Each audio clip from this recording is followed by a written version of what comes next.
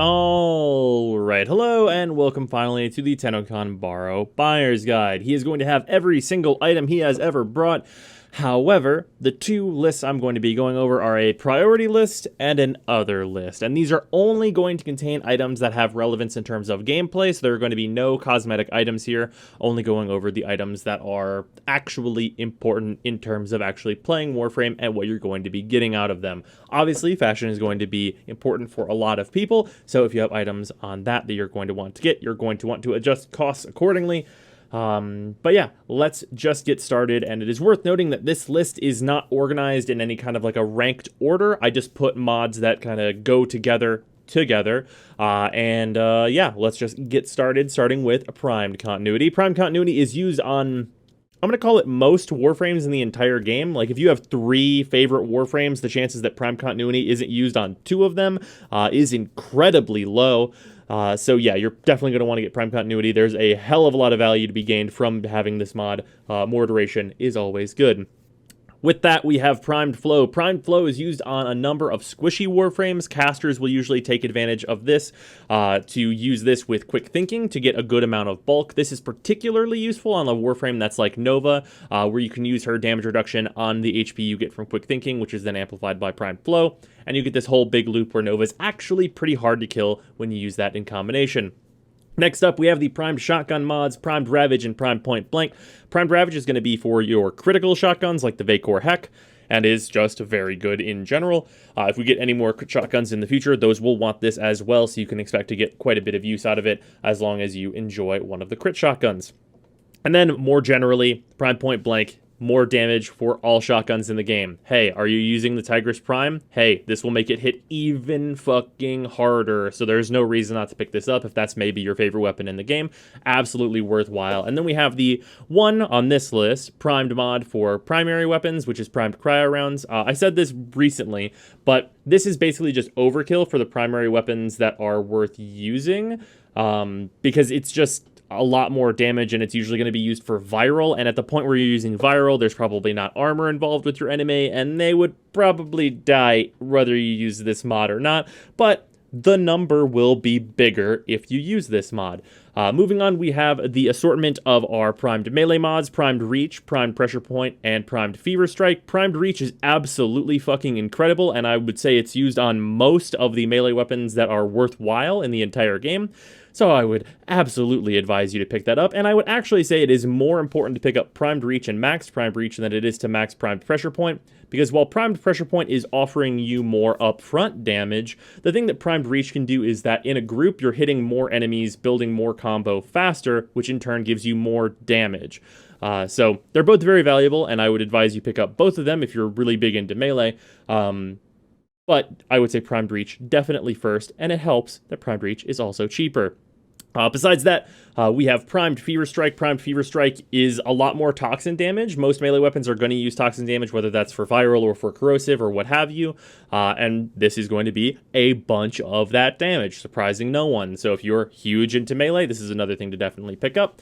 And then we have all of our pistol mods, which is primed pistol gambit, target cracker, and primed heated charge. So Pistol Gambit and Target Cracker, definitely the most important here. These are used on, let's call it, nearing 100% of the best secondaries in the game use Primed Pistol Gambit and Primed Target Cracker, but not all of them use Primed Heated Charge. So just via that, I would say Pistol Gambit and Target Cracker first, followed by Heated Charge if you've got extra ducats to throw around.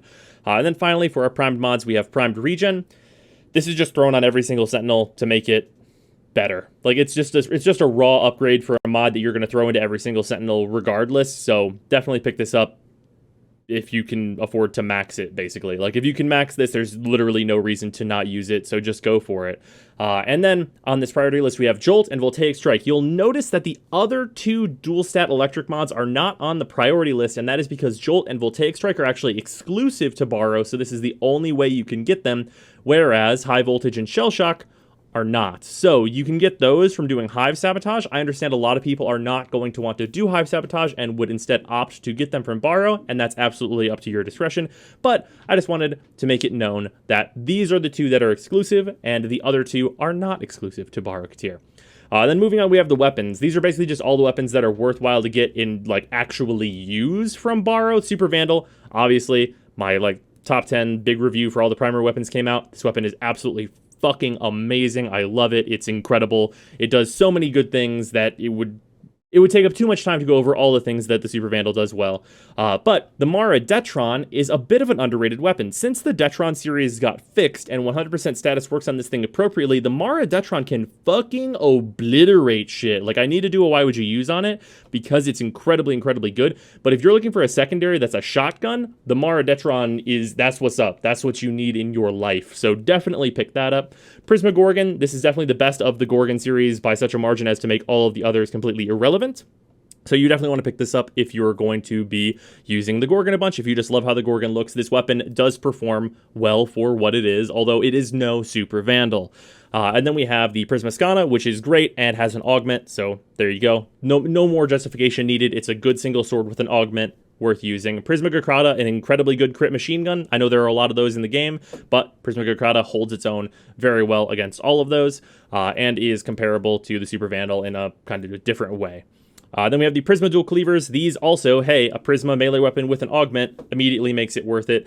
These are basically generic dual swords besides having the augment, so the augment is what's really pushing these to be worth it. And then Prisma Shade, which Prisma Shade is, hey, Shade is a good sentinel. This is also 9,000 mastery just from a value perspective on if you're going to just be getting mastery from these items. Prisma Shade is definitely the best, like, ducat to mastery ratio you're going to see throughout Baro's entire inventory.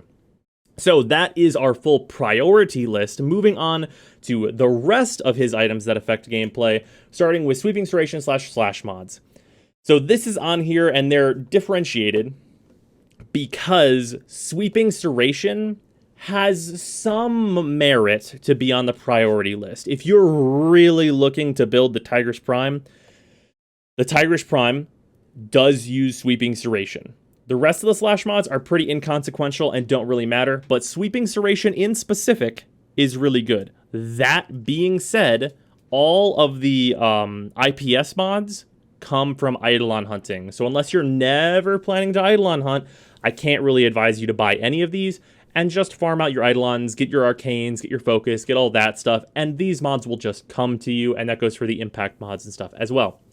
Besides that, we have all of our bad primed mods, basically, or primed mods that just have so few uses as to not make me put them on the priority list. So primed fast hands, this mod has one use case where I would consider you to not be crazy for using it, and that is the Rubico. Anything besides that, and this mod is just completely worthless, and spending 40k endo to use the Rubico the way you like, maybe not worth it, let's say. And then we have Primed Slit Magazine. This is complete garbage, useless. Primed Heavy Trauma. Primed Heavy Trauma does have one big redeeming feature in that you can use it on a stat stick for Atlas. So that is something to keep in mind. If you really love Atlas, you're probably going to want to pick this up. Otherwise, Primed Heavy Trauma kind of has no place in the game right now. Then we have the ammo mutations. The only one here that is like really of note is Primed Pistol ammo mutation, because I know a lot of people really love their Twin Gurkata memes.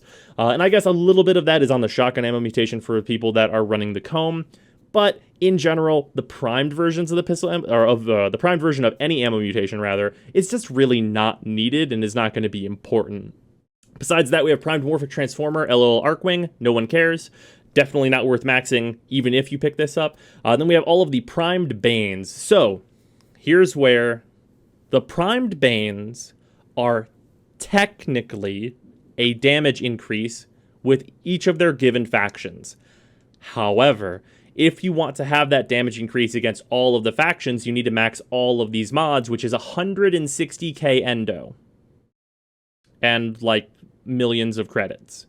So, while you could get all four and max all four and technically get damage and make yourself swap out this mod and remember to swap out this mod every time you fight a different faction, I think that shit sucks ass. And I don't think anyone is really going to want to pay that cost just to do, like, menial mod work between, like, every other fucking mission.